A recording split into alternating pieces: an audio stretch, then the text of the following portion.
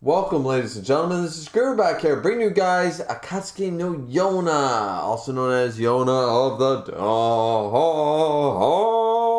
Dawn, chapter 196. This came as a surprise. I'm not usually up to date because sometimes Yona drops like, okay, it's bi-weekly, then all of a sudden it's monthly again with a break, and then it's back to being bi-weekly. It's all over the map sometimes, so I didn't expect this chapter to come so quickly. It's here. I hope I'm not too late. I'm not really sure when it dropped, but what a chapter. What an amazing chapter. I've been complaining about the flashback, and I'm still right. Okay? I'm still correct in my assessment of the flashback, but at least here, we are getting some concrete information. I say concrete with a grain of salt. Because assuming, now, there's a 1% chance. There's a very small window that Kiso, for whatever reason, is lying. Lying through his teeth. Somehow desecrated Yuhan's body and made this whole story up to put soo-won on the throne. Entirely possible, really unlikely. We all hate Kiso. We all know he's a bastard. We all hate him, right? But I don't think he would go that far. There's no reason for him to. Nothing that we saw in these pages. The problem with this flashback is they're leaving a lot to the reader's imagination. So at this point, it's like, well, I can come up with some crazy Death Note level multi-layered plan theory as to how A went to B. Doesn't mean it's correct, right? So, for all intents and purposes, I'm going to accept what we see in this chapter as fact. I'm not going to question it until such a time that we are going to want to question it, right? So, because it all fits in the realm of belief. We still don't have the answers about Yuhan and all the things he did. But this is painting a very good picture onto how everything went down. We have Yeon-hee not being able to eat anything, being miserable, not only on top of basically, let's just call it like Crimson Dragon illness. It's cancer, right? She's suffering from cancer. She's thin. She's weak. She's been through a couple of chemotherapies, and she's just out of it, right? And she's weak, and she's frail, and she's just depressed all the time. And then we have her going through those motions. We have soo-won there being like, don't worry, Mom, I'll be Father's replacement. You should really take a stroll, blah, blah, blah. And so, don't worry, I will be here. And then she finally gets out of bed.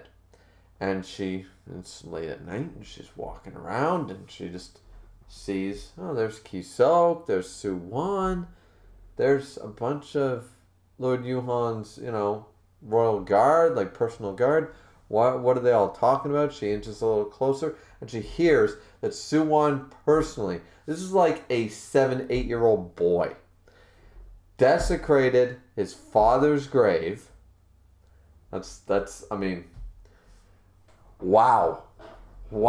I mean, I don't know whether to cheer that or drink in spite of it.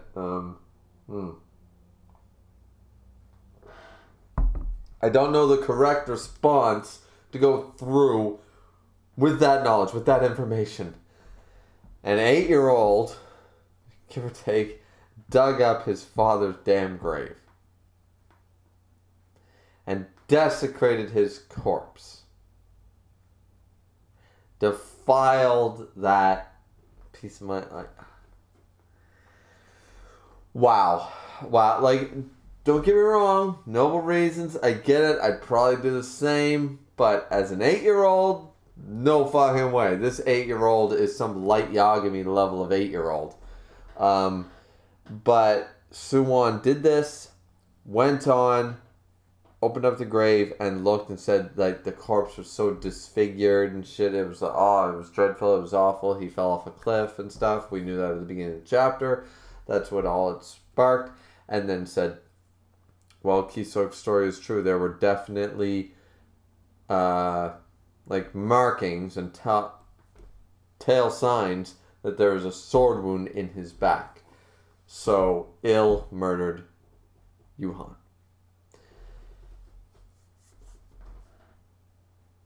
Wow. You know, I'm not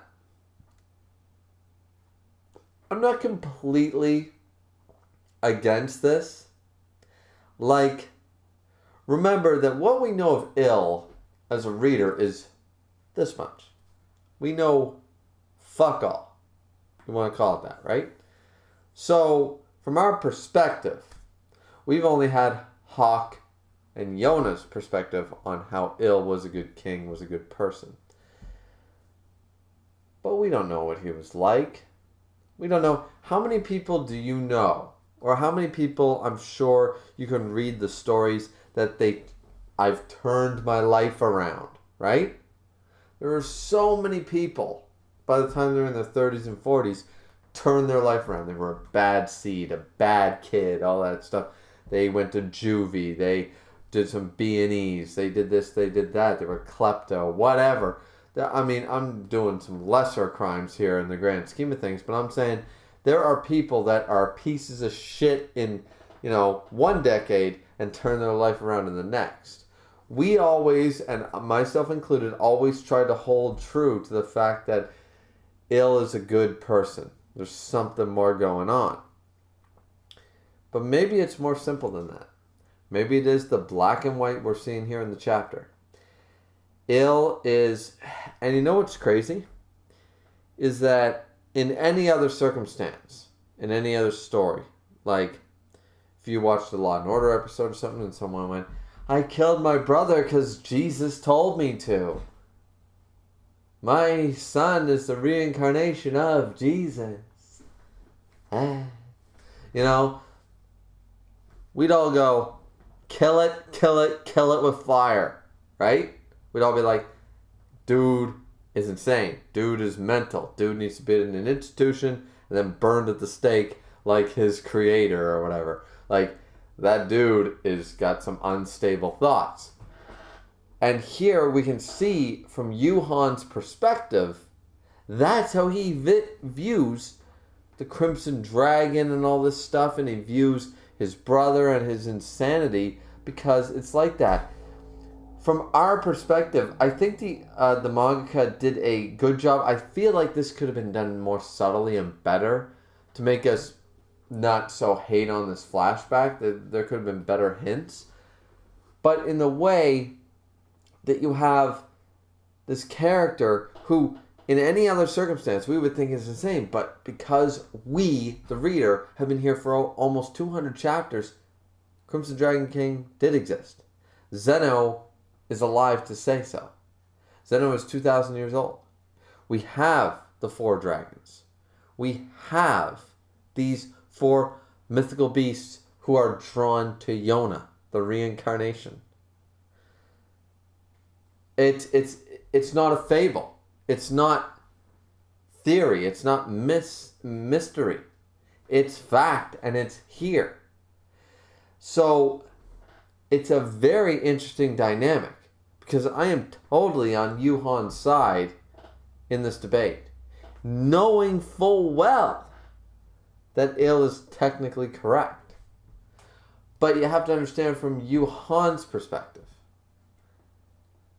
he never believed this. He's got no proof of it. And until you show proof of it, right? Like, it's just not...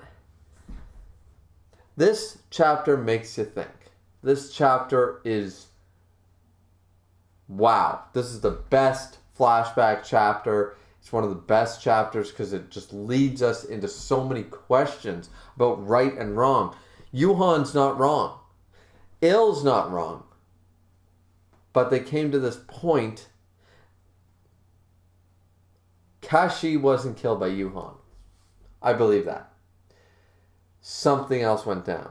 And that's that 1% little thing that's tipping me off that Kisok might be spinning a tale. Maybe Kisok was the one who stabbed him. And Il had nothing to do with it. It's possible, But once again, this is the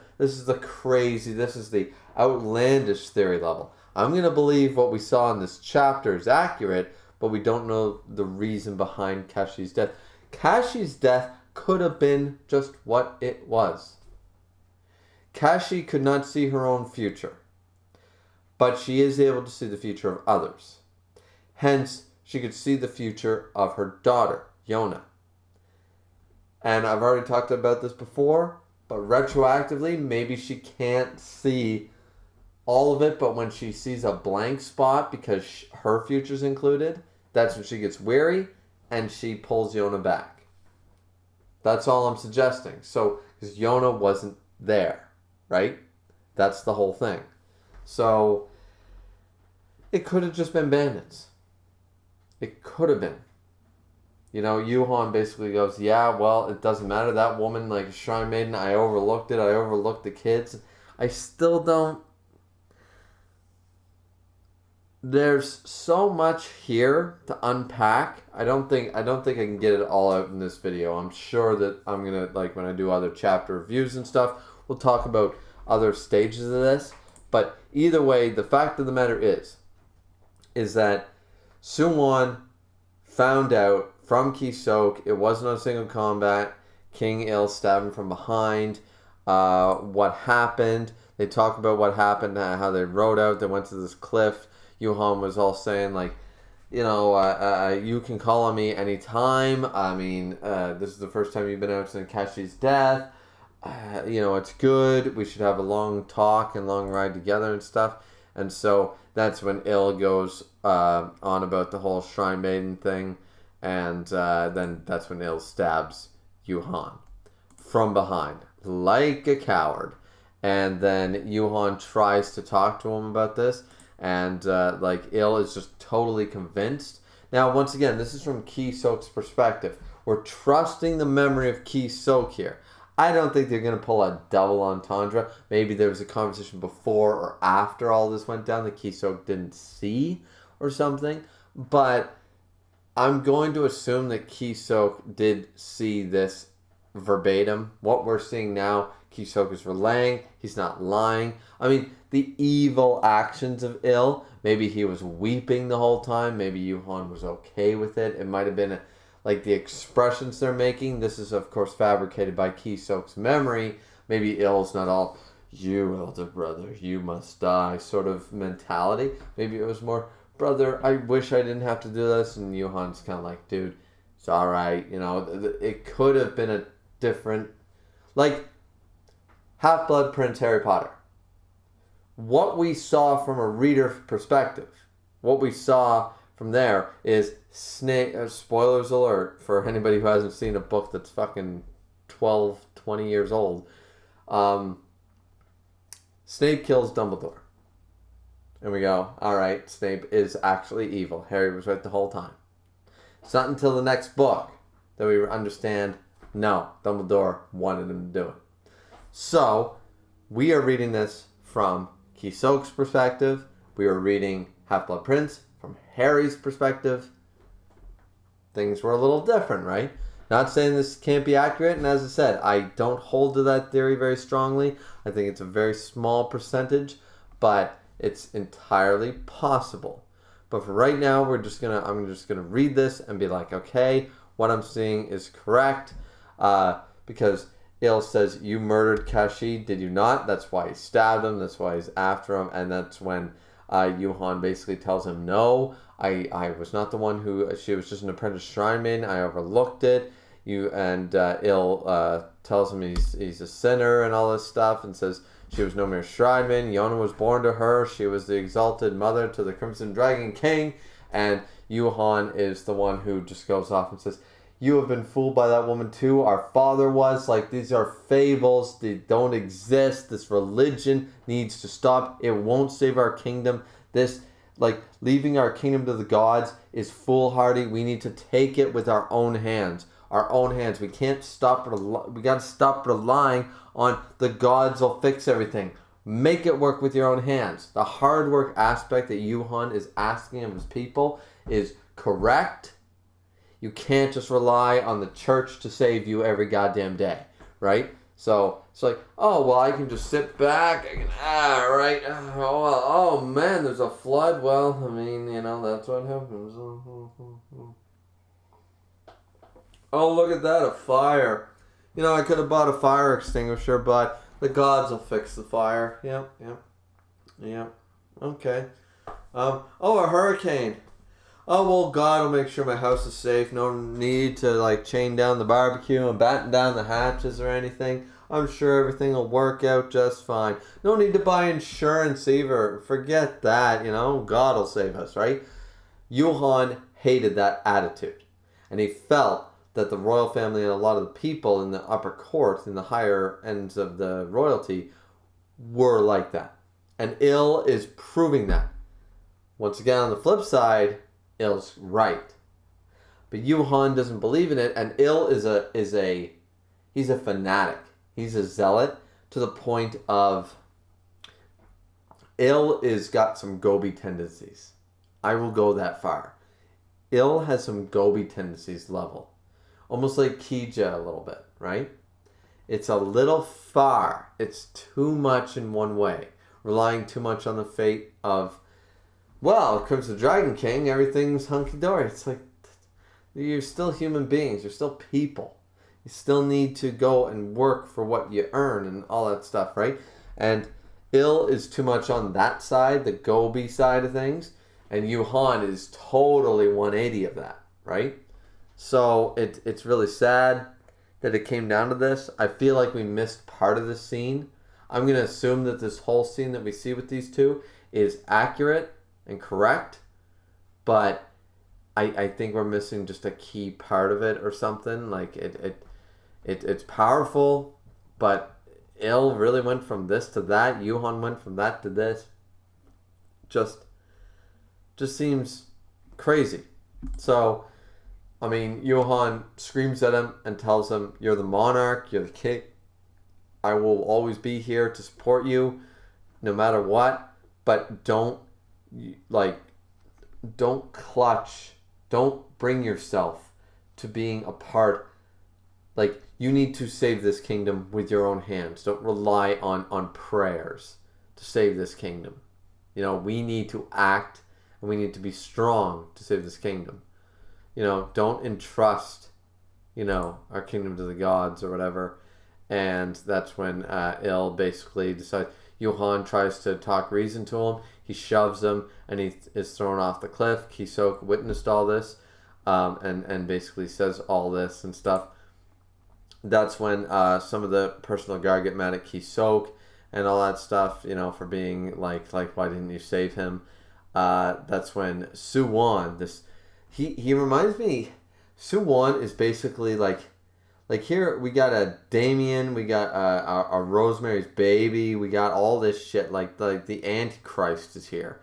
You like not to think so, but this dude is basically the Antichrist. This is an 8-year-old who dug up his father's grave to find the Law and Order Criminal Minds level of evidence, and then it's all calm yes, my father was murdered by his brother, the king, but Kisok doesn't have full control of his legs. He was injured. Regrettably, I had thought that making ill was a mistake. However, we must not let ourselves be. And he's all this shit like Jesus. And his mother, Yeon Hee, is listening to all this and was Il is evil and stuff. His Majesty Il killed Lord Yuhan, but that was because Lord Yuhan had murdered Kashi. Lord Yuhan, the day Kashi was supposed to pay me a visit, had, and Kashi, Yeon Hee seems to believe that Yuhan did that, but Yuhan denied it to his literal grave. He just said, "No, I did not kill Kashi." So, interesting, very interesting there. And then the talk continues after she wallows in despair, says he can't remain on the throne, blah, blah, blah, blah, blah. Soo-won basically goes on to say, I don't think it's wise to do this under the sway of emotions. We need backup, we need time, we need to see if he is actually good for this kingdom. Yes, is this murder terrible? But if the kingdom flourishes under Il's rule, then right now just causing a civil war will accomplish nothing and will be further weakened. There's no point. Right now we can't do this under like the the sway of our like drunken rage sort of idea, right? Soo-won is fantastic for this, but remember, this is a goddamn 8-year-old. 7, 8, 9, whatever. Goddamn. This goddamn kid has more balls than 30-year-olds at this point. And either way, continues to, just do his thing. And so he broke in. So they talk about it a little bit. And then the guard talks about him being king and stuff like that. So Yeon-hee basically follows Soo-won, towards, the house and stuff where he's at. And you can see that he's like filled with like a crazy eye, like he's enraged, right, and all this stuff. So he kept a calm composure, but now he's like enraged by everything that's going on. And his mother notices this, and Soo-won also notices and like quickly composes himself and says to go for a walk, blah blah blah. So Soo-won like knows that his mother overheard everything, and simply goes on to say, since they know, she talks to him about it, tries to mention something, and he's like, I'm not going to do anything now. Don't worry, mother. I'm not going to murder him for a while. Don't worry about it. And he asks some really pointed questions. This kid is like too smart for his own good. And, he talks about the whole, got to make sure that if Ill's a bad king, I'll deal with it. But if Ill's a great king, then if it's the best thing for the kingdom, maybe on his deathbed I'll kill him. It's not said, but I can read that between the lines, that pretty much in this story, Soo-won is thinking first and foremost about the kingdom, just like his father was. And it was kind of like, this country has no need for gods. If the country can flourish under X, Y, Z rule, let it flourish. That's the main part. Petty revenge isn't enough reason. But as the country fell into decline, that's when Soo-won finally took action. So very interesting there. I mean, what a powerful chapter. This whole chapter is just strong as hell. Either way, his mother is goddamn terrified at her own son now. Like all the evil, all the revenge. That's like, I'm at a loss. Like as she says, dispassionate. Like, he's gone psycho. Like, he's literally like so detached from human emotion at this point. He has flare-ups now and again, but they're only for negative emotions like pure rage and stuff like that. Like, he is such a, hi, I am the nice guy that you know. By the way, I'm also Hannibal Lecter, and I kill people. I eat them.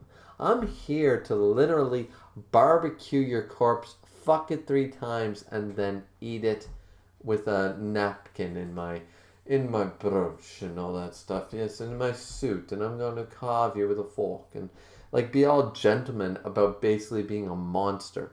This kid, Soo-won, has, like, I like Soo-won as a character, but this kid is the example of like the whole the Damien thing from The Omen, Rosemary's Baby, all that stuff. It's like, drown it. Drown that kid. Drown it. Burn it with fire, for God's sakes. This kid is not meant to live. There's danger here. There's danger. It's red zone here. Amber alerts. Everything should be going off. And it's going off now in her head. She doesn't know how to stop it. Because she basically says, like, I'm at a loss. Where should I begin? Why is this child so dispassionate? And even pleads, says, no matter what you do to Ill, like knows that her, like, less than 10 years old, her child, literally a child, not a preteen, not a teenager, her child is talking about overthrowing the kingdom and murdering the king with his own 2 hands. And she's like, whoa, okay, hold on a minute, let's back up a bit. And she's at a loss. She doesn't know what to do. And basically says, well, what about Yona? Yona, like trying to appeal to him. And he's like, Ill and Yona are totally separate matters. It does not matter. I don't mean to hurt Yona. If she gets in my way, I will eliminate her. Like, that sort of attitude. And it's just like Yona doesn't need to be hurt. I will merely kill I will merely kill the king, and everything will fall where it may. Like it doesn't matter. Like, Yona tries to express, like, you understand by murdering the king how that's going to affect Yona. And he's like, and? Like, his reasoning is flawed here because soo-won basically says they're totally separate issues. And it's like, yeah, but they're not because they're interconnected. And he never really answers that, and it's kind of weird. Either way, the chapter ends with him saying that he would become his father and he's got no need for gods and everything. And it's a noble fucking thing to go down this road. It's unfortunate. I mean, it's fortunate, unfortunate, whatever you want to look at it, that in this story, the gods do exist. King Hiryu was real. The Crimson Dragon King, the illness, the 4 dragons, it's all real. The zealots are a problem, but it is all real. So, normally you'd be 100% on this guy's side. But knowing what we know makes this that much more difficult. And soo-won himself seems fascinated by the dragons, but isn't, like, as he proclaimed here as an 8-year-old, I have no need for the gods. So he isn't truly after the dragons. But I don't know, man. There's so much here to unpack. There's so much to talk about. Like, my God. Like, guys, this is a chapter. This is a chapter worth talking about. I don't know what else to say. I did a read through. Like, I did half the review without going through, and then I decided to, check a few reference pages, make sure I didn't miss anything. I think I discussed everything. Damn, there's a lot to discuss. Maybe I'll have actual final time to go through some of the bigger comments with my Yona reviews. There's always these big, long-ass comments. Don't get me wrong, guys. I love them. I just feel bad that I can't, have a full open discussion and respond to every single point. Takes a lot out of my day and stuff. So, but I hope that you guys still do like, subscribe, comment, and leave me those big paragraphs, guys. Leave me those. I always read them, even if I don't give you a justified response to them. I always read them, and I always make sure to try to, include all the major points that you were making in the comments. But yeah, this is... Wow, 196. I didn't expect this. I don't think anybody did. Big deal. What do you guys think? Let me know. We will talk to you back here next time with another Behind the Bar review. That is not behind the bar. It's okay. We will drink responsibly, though. As always, we'll see you back here next time, guys. This has been Griever with your Akatsuki no Yona. Yona the Dawn. Chapter 196 review. See you next time.